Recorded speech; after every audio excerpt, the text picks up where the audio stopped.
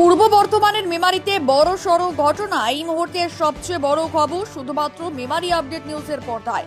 আজ সকাল প্রায় 10টা নাগাদ ন্যাশনাল হাইওয়ে 19-এর ওপর থাকা একটি ওভারব্রিজের অংশ ভেঙে পড়ার ঘটনা ঘটেছে। ঘটনাটি ঘটেছে মেমারি থানার অন্তর্গত সরডাঙ্গা দেউলি এলাকায়।